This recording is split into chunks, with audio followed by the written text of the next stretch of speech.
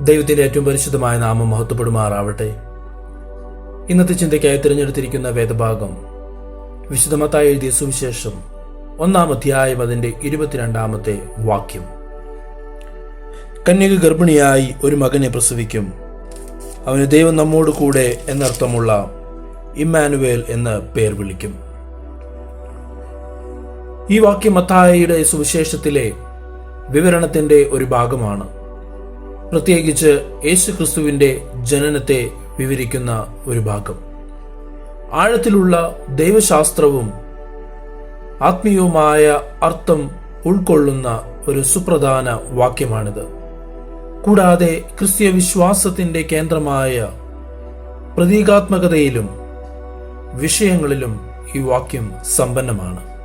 ഈ വാക്യത്തിന്റെ സന്ദർഭം അതിന്റെ പ്രാധാന്യം മനസ്സിലാക്കുവാൻ വളരെ നിർണായകമാണ്. മുമ്പത്തെ വാക്യങ്ങളിൽ കർത്താവിന്റെ ദൂതൻ യോസേഫിന് സ്വപ്നത്തിൽ പ്രത്യക്ഷപ്പെടുകയും അവന് വിവാഹ നിശ്ചയം ചെയ്ത മറിയ പരിശുദ്ധാത്മാവിനാൽ ഗർഭം ധരിച്ച് ഒരു കുഞ്ഞിനെ പ്രസവിക്കുകയാണെന്ന് ഉറപ്പു നൽകുകയും ചെയ്യുന്നു. യേശു കുഞ്ഞിന് കർത്താവ് രക്ഷിക്കുന്നു എന്നർത്ഥമുള്ള പേരിടാൻ ദൂതൻ യോസേഫിനോട് നിർദ്ദേശിക്കുന്നുണ്ട്.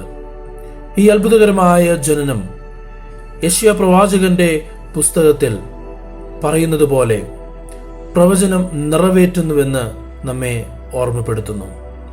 ഇതാ കന്യക ഗർഭിണിയാകും, ഒരു മകനെ പ്രസവിക്കും, അവന് ഇമ്മാനുവേൽ എന്ന് പേർ വിളിക്കും. യെശയ്യാ പ്രവാചകന്റെ പുസ്തകം 7-ാം അധ്യായം 14-ാമത്തെ വാക്യത്തിൽ അത് സൂചിപ്പിക്കുന്നു. ഈ പ്രവചനത്തിന്റെ നിവൃത്തി യേശുവിന്റെ വ്യക്തിത്വത്തിനും ദൗത്യത്തിനും വളരെ ഉപകാരപ്രദമാണ്. കാരണം അത് ലോകരക്ഷകൻ എന്ന നിലയിൽ അവന്റെ ദൈവിക സ്വഭാവത്തെയും ഉദ്ദേശത്തെയും സൂചിപ്പിക്കുന്നു. ദൈവിക ഇടപെടലും പ്രവചന നിവൃത്തിയും എന്നതാണ് ഈ വാക്യത്തിന്റെ കേന്ദ്രബിന്ദു. ഒരു കന്യക ഒരു പുത്രനെ പ്രസവിക്കുന്നു എന്ന ആശയം യേശുവിന്റെ ജനനത്തിന്റെ ദൈവിക സ്വഭാവത്തെ ഊന്നിപ്പറയുന്ന അത്ഭുതകരവും അമാനുഷികവുമായ ഒരു സംഭവമാണ്. ഈ പ്രമേയം ദൈവത്തിന്റെ അവതാരത്തിലുള്ള വിശ്വാസത്തെ അടിവരയിടുന്നു. കാരണം യേശു ഒരു മനുഷ്യൻ മാത്രമല്ല, മനുഷ്യ രൂപം ധരിച്ച ദൈവപുത്രനാണ്. ദൈവം നമ്മോട് കൂടെ എന്നർത്ഥമുള്ള ഇമ്മാനുവേൽ എന്ന പേര് മനുഷ്യരാശിക്കിടയിലുള്ള ദൈവത്തിന്റെ സാന്നിധ്യത്തെക്കുറിച്ചുള്ള ആശയത്തെ കൂടുതലായി നമുക്ക് മനസ്സിലാക്കി തരുന്നു. യേശുവിനെ പൂർണ്ണമായും ദൈവവും പൂർണ്ണ മനുഷ്യനായി ക്രിസ്തീയ ധാരണ രൂപപ്പെടുത്തുന്നതിൽ ഈ വിഷയം വളരെയധികം പ്രാധാന്യം അർഹിക്കുന്നു. കൂടാതെ ദൈവത്തിനും മനുഷ്യനുമിടയിലുള്ള മധ്യസ്ഥൻ എന്ന അദ്ദേഹത്തിന്റെ പങ്കിലുള്ള വിശ്വാസത്തെ ഇത് അടിവരയിടുകയാണ്. ഈ വാക്യത്തിലെ പ്രതീകാത്മകത വളരെയധികം ആഴമേറിയതും ബഹുതലങ്ങളുള്ളതുമാണ്. യേശുവിന്റെ കന്യകയിലൂടെയുള്ള ജനനം അവന്റെ സ്വഭാവത്തിന്റെ വിശുദ്ധിയെ നമുക്ക് മുമ്പിൽ കാണിച്ചു തരുന്നു. അതുപോലെ അവൻ ലോകത്തിലേക്ക് പ്രവേശിച്ചത് അതുല്യവും അസാധാരണവുമായ രീതിയിലാണ്. ഇമ്മാനുവേൽ എന്ന പേരിന്റെ തിരഞ്ഞെടുപ്പ് അവന്റെ ജനത്തിനിടയിൽ ദൈവത്തിന്റെ ആഴമായ സാന്നിധ്യത്തെ നമുക്ക് കാണിച്ചു തരുന്നു. രക്ഷയുടെയും വീണ്ടെടുപ്പിന്റെയും വാഗ്ദാനങ്ങളെ നിറവേറ്റുന്നു. മനുഷ്യരാശിയുമായുള്ള ദൈവത്തിന്റെ സാന്നിധ്യത്തിന്റെ പ്രതീകാത്മകത അഗാധമായി ആശ്വാസകരവും പ്രതീക്ഷയും നൽകുന്നതുമാണ്.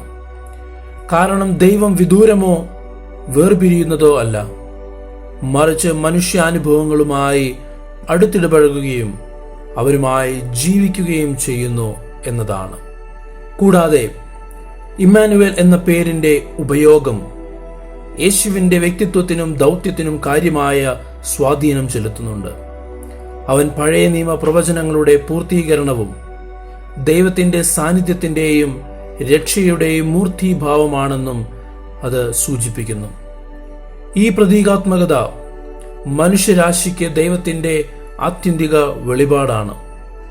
അവനിലൂടെ ദൈവം തന്നെ അറിയുകയും എല്ലാ ആളുകൾക്കും പ്രാപ്യമാകുകയും ചെയ്തു എന്ന അഗാധമായ ദൈവശാസ്ത്ര സത്യത്തിലേക്ക് ഇത് വിരൽ ചൂണ്ടുന്നു. അവസാനമായി മത്തായി സുവിശേഷം 1-ാം അധ്യായം 22-ാം വാക്യത്തിന് ദൈവശാസ്ത്രപരവും പ്രതീകാത്മകവും വിഷയാധിഷ്ഠിതവുമായ പ്രാധാന്യമുണ്ട്. അത് യേശുവിൻ്റെ ജനനത്തിൻ്റെ ദൈവിക സ്വഭാവവും പ്രവചനത്തിൻ്റെ നിവൃത്തിയും മനുഷ്യരാശിക്കിടയിലുള്ള ദൈവത്തിൻ്റെ ആഴമായ സാന്നിധ്യത്തിൻ്റെ പ്രതീകാത്മക പ്രാധാന്യവും ഉൾക്കൊള്ളുന്നു. ഈ വാക്യം ക്രിസ്തീയ വിശ്വാസത്തിൻ്റെ അടിസ്ഥാനമാണ്.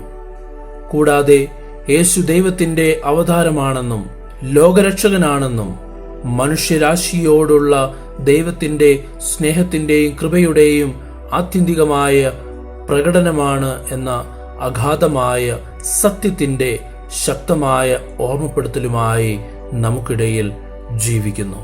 ഈ വചനങ്ങളാൽ ദൈവം നമ്മെ ഓരോരുത്തരെയും അനുഗ്രഹിക്കട്ടെ. ആമേൻ.